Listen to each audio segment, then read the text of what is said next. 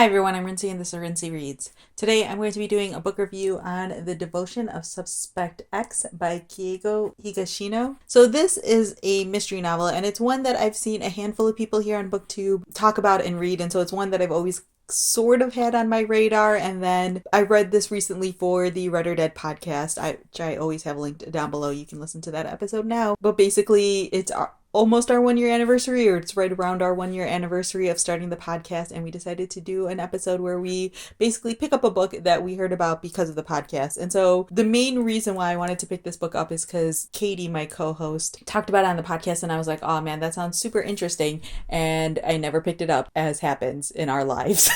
So for this episode, I was going through our backlist and I remembered about this book and I decided to pick it up, and oh man, you guys, I loved it. So the story starts off with you following this character named Yasuko, who is a divorced single mom, and she thinks that she's finally gotten away from her ex-husband when all of a sudden he shows up at the restaurant that she works at. So every time he shows up, he's trying to get back together with her, and in the past she has just given him money basically to make him go away, and this time she's trying to get rid of him without having to do that or having any sort of association with him, but he's threatening to go and find their daughter who's at school and going and approaching her.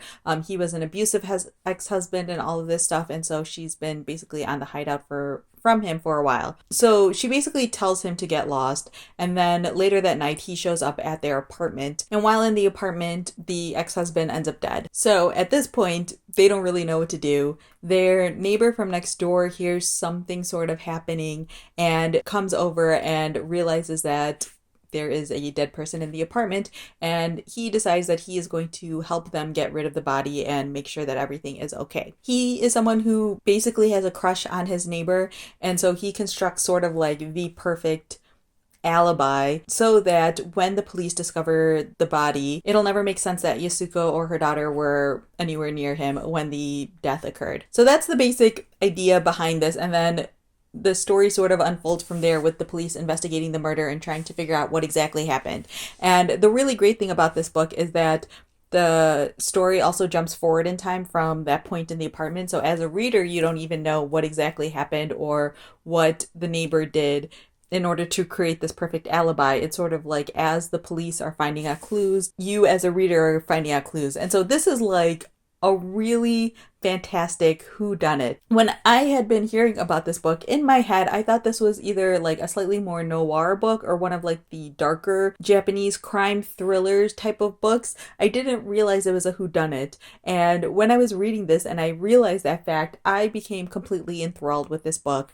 This book is like a puzzle for the reader to put together, and I could not put it down. I read this whole thing in one day because I was just so intrigued by the puzzle. As you're finding out these little pieces of information about the woman and her daughter's alibi as well as the neighbor's alibi, you start to see how things have been changed, and you're trying to figure out what exactly happened after the murder happened in order for everything to fit so perfectly. And even just as the reader, you know what the event is. You start off with the murder, and so it's more about what is this puzzle that the neighbor has put together. And so you're seeing things and clues sort of laying about. And so as a reader, you know certain things are leading people off the wrong trail, but then sometimes things are leading back to the wife and daughter and the neighbor, but then later you realize that that was done on purpose, and it's just so well put together. It's so fantastic. And the entire time you're sitting there not only wondering whether or not the mother and daughter are going to get caught, but also just trying to figure out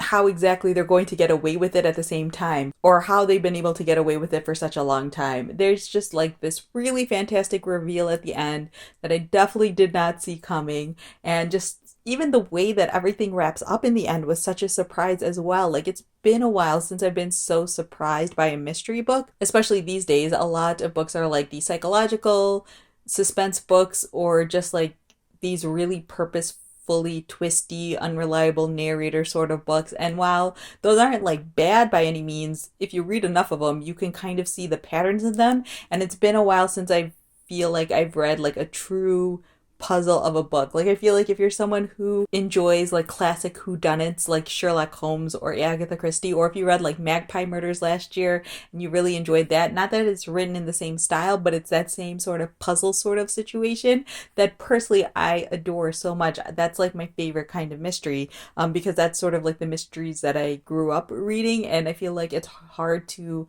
find true puzzle mystery books like that. So yeah, in the end, I gave this book a 4 out of 5 stars. I loved it so much, and I found out when I shelved this on Goodreads that this is part of a series of books. So I'm hoping to pick up some of the others maybe later this year and seeing if they all have that same sort of whodunit formula to it, or if they change. I don't know. If you've read this book, or if you've read any of the other books in the series, definitely let me know how it compares to the others. But yeah, if you are someone who enjoys mysteries, like straightforward mysteries, if you enjoy whodunits, if you enjoy a good puzzle, definitely pick up this book. It was fantastic and, in my opinion, super underrated still. So yeah, that's everything that I have for you guys. Feel free to leave a comment down below, like I said, letting me know if you've read this book or not and what your thoughts were on it, or if you've read any other books by this author, especially if they were the ones in the series. I actually don't know if the author has written other books that are not a part of this series. I didn't do that deep a dive into them yet. So yeah, if you have answers to any of my questions, leave them down below. Or if you have questions yourself, feel free to leave those down below. But yeah, this was so good and I highly, highly recommend it. So yeah, that's all I have for now, and thanks for watching.